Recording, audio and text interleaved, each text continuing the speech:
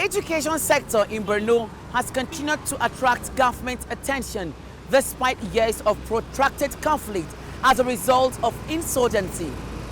This is a deliberate attempt at addressing the menace of out-of-school children and to engrave the culture of education in the psyche of its younger generations.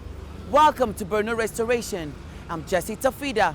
But first, let's bring you up to speed with Borno today.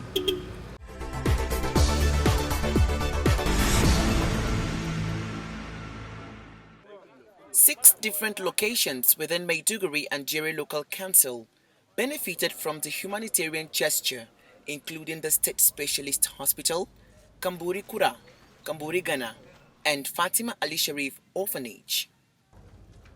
At the State Specialist Hospital, patients at the pediatric ward benefited from cash assistance to enable them buy drugs and other medical items. We need to identify ourselves as colleagues in humanity, our human colleagues before any other thing. We should always try and reach out to the downtrodden, those truly in need, those that cannot reach out. I often say, even if you don't have much, but if you have the privilege to reach out to someone and even ask, it's even a privilege. So we'll keep doing that for as long as we live and whatever means we have. Medical Director of the hospital and beneficiaries lauded the monarch for the gesture. We are happy to have people like you in our midst that have been doing this, not the first time and this is not the second. So we are very happy for the sister. May Allah reward. She says, I never expected this today. My son has been sick for 5 days now. This support would go a long way in settling our medical bills. I am very grateful by this gesture. I'm delighted. I pray God to bless Wali for doing this. Food and cash assistance was also distributed to the blind in Maiduguri as well as to the Fatima Ali Sharif Orphanage. The Wali of Borno also presented 500 different types of seedlings to be used by the less privileged as economic trees.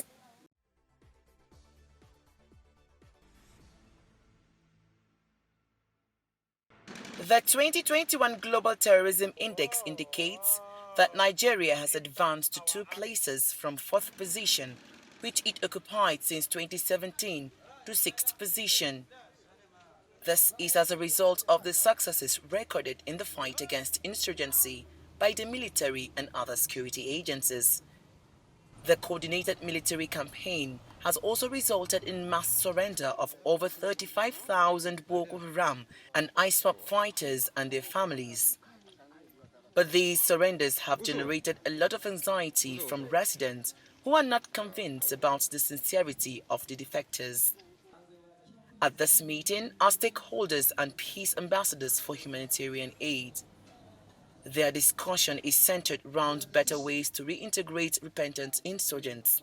We want the government to employ the best practices that is happening in other countries. The best practices is you don't only empower the perpetrator and they leave the victim. The international standard is 1 to 3. When you empower 1 repentant, you empower 3 members of the community, or you now rebuild community so that it will serve as a healing process, and even to ensure that there are proper way of how this thing should be done. We believe that security, particularly with respect to the drug abuse challenge, is something that is a collective responsibility. Drug abuse and those that operate under the influence of drugs actually constitute a menace to good security in any environment. The state government is of the view that the massive surrender is as a result of the non-kinetic approach adopted by the military. It is a joint effort of everybody. The state alone cannot do it. And by the grace of God, and by the level we are, hopefully before the end of this year, you will not need escorts. By the grace of God, to visit any part of this state. Action speaks louder than voice. The meeting suggests that for the protracted conflict to end and the process of post-conflict rebuilding to succeed, there has to be forgiveness for peace to thrive.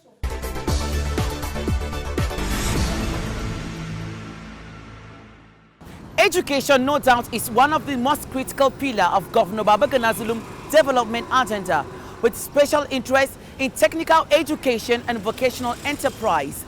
The state has continued to intensify efforts in the construction of more training schools for the teeming youth population. Let's take this report.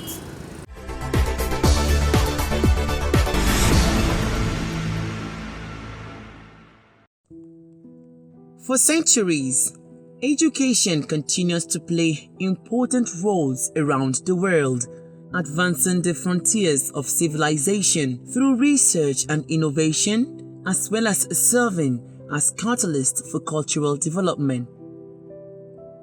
But in most parts of Africa, education is sometimes looked upon with some cynicism by those who feel that learning focuses more on theory than on practical applications. But one state in Nigeria is racing against time to change this narrative. Perhaps the fortune that comes with having a professor as governor.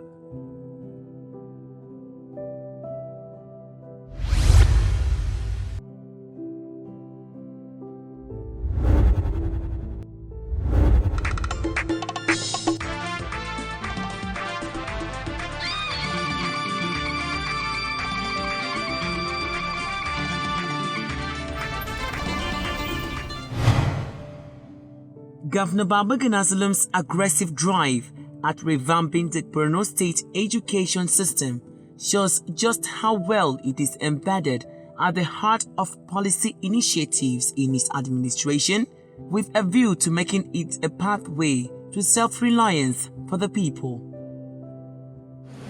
Then in terms of vocational training center, we constructed about 3 vocational training centers, one in Maiduguri Metropolitan, one in Mafa, and then one in Makumeri.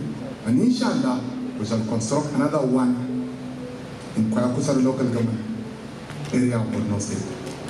What we intend to do is that we want to establish a sustainable vocational training centers.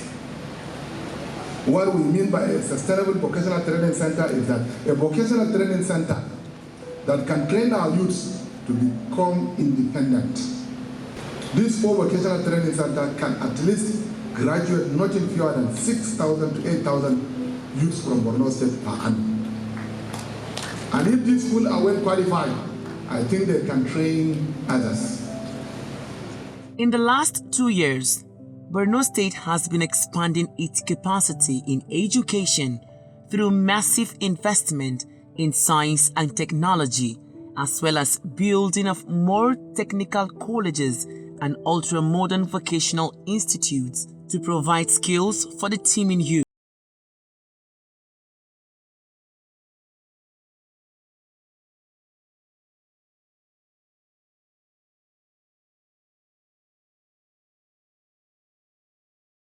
Enterprise Institute in Muna, at the outskirts of Maiduguri, the state capital, is one of the modern training facilities inaugurated by the administration of Professor Zulum. The institute is designed for the training of 1,500 persons annually. It has 14 workshops for automobile and mechatronics, electrical installation such as solar, air conditioning and refrigeration, leather works. Others are plumbing and pipe fitting, welding and fabrication, machinery building, carpentry and joinery, ICT, as well as tailoring and fashion design. We have vehicle units. In vehicle units, we have 3 units. We have the panel beating sites, we have the motor vehicles mechanics, we have the automotive mechatronics unit. The purpose of this automotive mechatronics is most of our modern vehicles now are advanced, or I can say a digital advanced or hybrid cars. So whenever they have problem, for you to diagnose and repair the fault, you have to use a kind of devices, a computer devices that can detect the fault and then we immediately arrest the situation. So, and if you can, from the other units in the vehicle units, we have panel beating.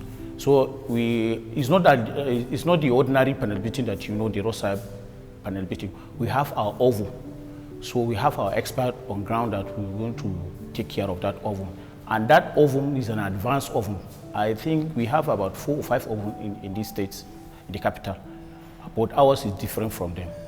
And the rate of production of that oven is 15 minutes per car.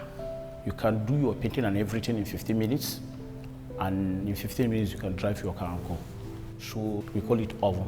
And then in the mechanical section, the motor vehicle mechanics, we have a pneumatic tire changer, we have digital tire balancer, we have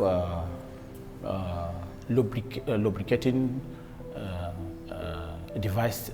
That is that lubrication system used to detect the viscosity of engine oil. And then we have nitrogen tire inflator. And then we have another device, is the injector cleaners.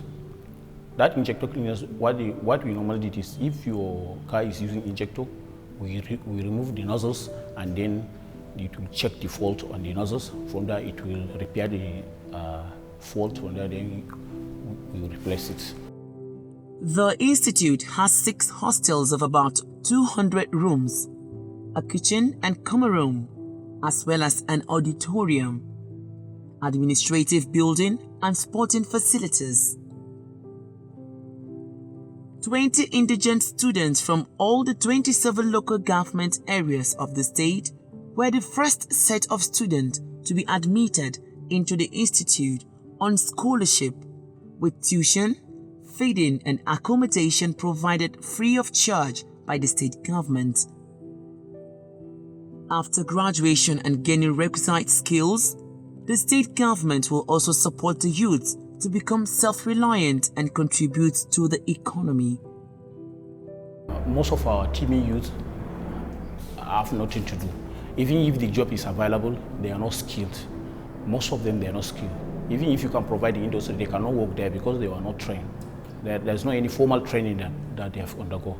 So with the coming of this vocational, I think this is the first of its kind in northeastern Nigeria, if not northern Nigeria. So the philosophy behind this is to arrest the issue of this ideology, the ideology of Boko Haram. I think this is the philosophy behind Vocational Enterprises Institute. His Excellency, the way he is seeing things in the state, if he say that the indigent must have to pay something before they join the institution, I think we are going back to another second Boko Haram. So he has to make it free, because by the time we make it free, maybe in next 2, 3, 4, or 5 years, it depends on the target or the time frame that the government plan. If you have different set of vocational, technical, skilled students, so that have undergone formal training in this institute, and they were posted or they were out of the institution and now they are on their own, I think many people will like to join this institute. But for now, if you say you must pay something before you join the school, many of the youth will not join, because for now they are saying there are some that don't want to even join this institute, despite it is free. But we have to use some kind of tactics.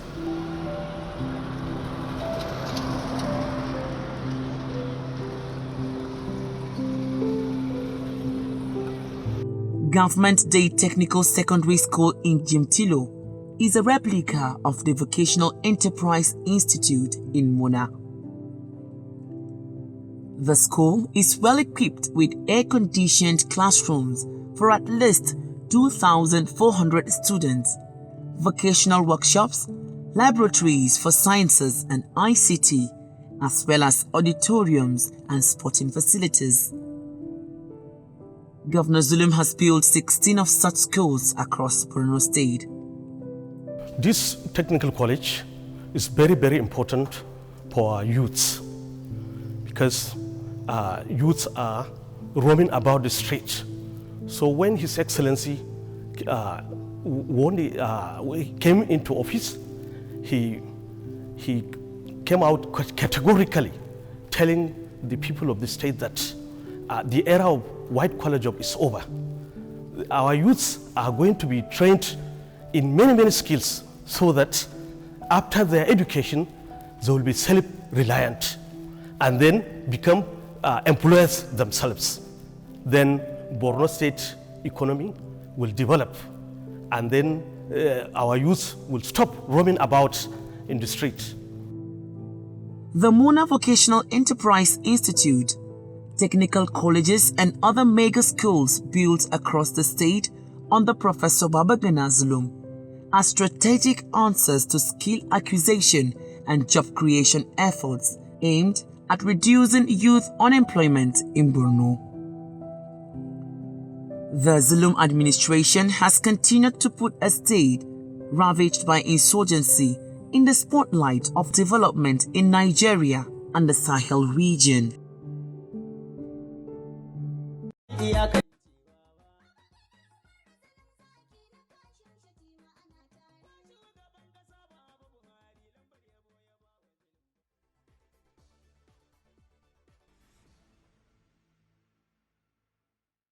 With so much investment by the Borno State government in technical education and vocational enterprise institute, I had a chat with the Commissioner for Higher Education, Science and Technology, Mustafa Malambe, and he says government would never relent in bringing quality education to the doorsteps of Borno's residents.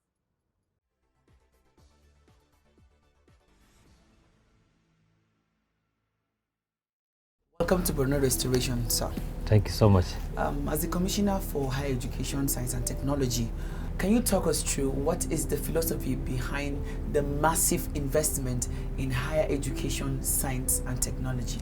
Well, actually, let me start by saying when Professor Babagana Omar Zulum, the Executive Governor of Borno State, came on board, he came with 10-pack agenda. Out of that 10-pack agenda, education is one of the 10-pack agendas. And then one of the objectives of the 10-pack agenda is to enhance and provide education, and at the same time provide livelihood for dropouts and out-of-school children. As you are aware that these cruel activities happened almost in 2009. By now it's almost almost 12 years now. So a child who is 10 at that time, he will be 22 now. And then probably he has been out of school. We have those who are also dropped out. And then there's need for us to provide linkages for them for those who are willing to further their studies, and also provide a livelihood for those who are willing also to get livelihood. So that's why he came off with some holistic approach, especially in reviving the education sector. Okay, can you bring us through what are the sectors he has invested in, particularly in the science and technology sector? Well, actually, as the mandate of the Ministry of Higher Education, Science, Technology and Innovation, we have the mandate of Vocational Training Center. We also have the mandate of providing support in science equipment, tools and equipment in all secondary, tertiary institutions. We also have the mandate of providing workshop tools to technical education. And then let me just start from the technical education aspect. We discovered that there's need for the young people to start getting skills even during their technical school days. That's why the approach now is towards technical education instead of the normal education, of which we're going to ensure that they have workshops. Then that workshops will give them skills so that they, when they get skills, they have access to do one or two things for themselves, and then that for those who are coming from less privileged family can also depend on that to further their studies. Okay, now talking about less privilege now, how do they pay to this in these schools? Well, actually, for now, the school is free. Government, we have already provided all the consumables in the institutions, especially in the vocational training center, and he has also given us approval to buy the consumables in the technical schools. So for now, education is free, especially at the technical level and the vocational enterprise institution level. And just to inform you that we got the names of the trainees from the local government. We do that in collaboration with the Ministry of Local Government and Emirate Affairs, where we have linkage to the local government chairman. And the local government chairman are the people who source for the less privileged, especially for those who are in the IDP camps, and then for us to give them skills so that they can get a means of livelihood. So how is the Borno State government planning to sustain this program?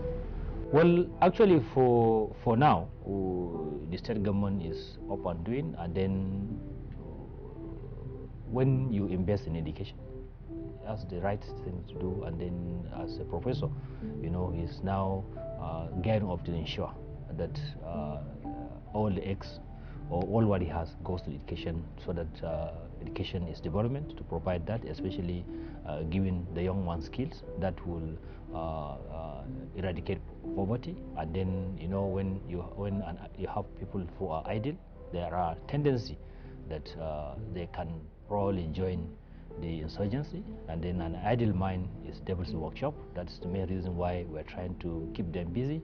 And then because of the cruel activities of the Boko Haram, the means of livelihood in the state is not much, and the economy, they don't have economic power. That's why the state government is ensuring that they are free for now. Okay.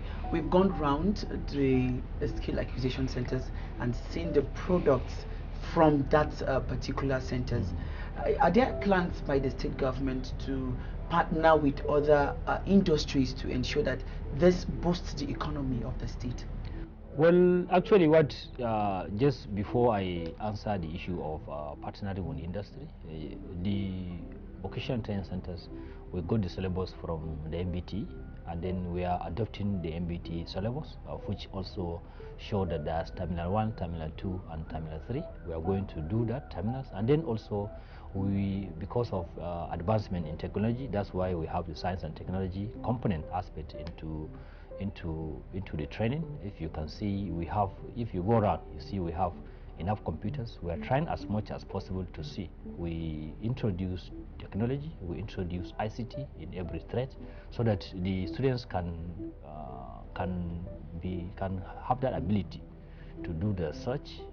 And because of the internet connectivity, the world is a global village, and then we're trying to give them that ICT expertise, so that when they get their ICT expertise, they can get job anywhere in the world, and then they can also be part of this one. And then for that, it means we hope our graduates can collaborate even with industries.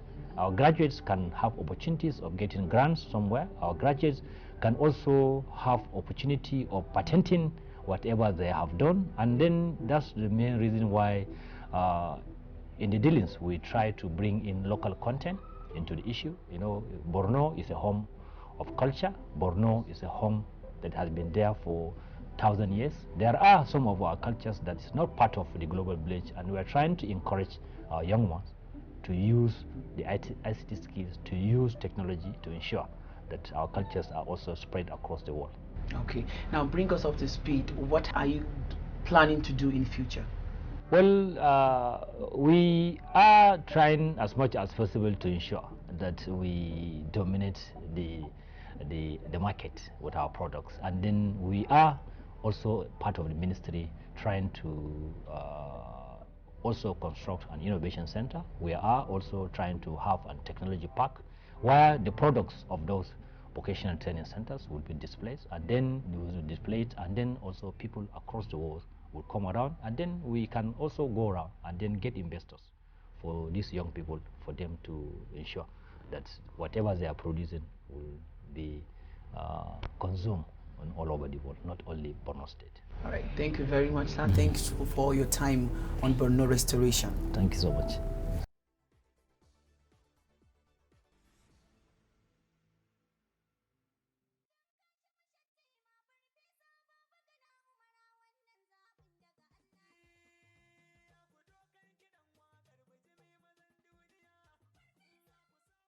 And that's our package on this edition of Borno Restoration.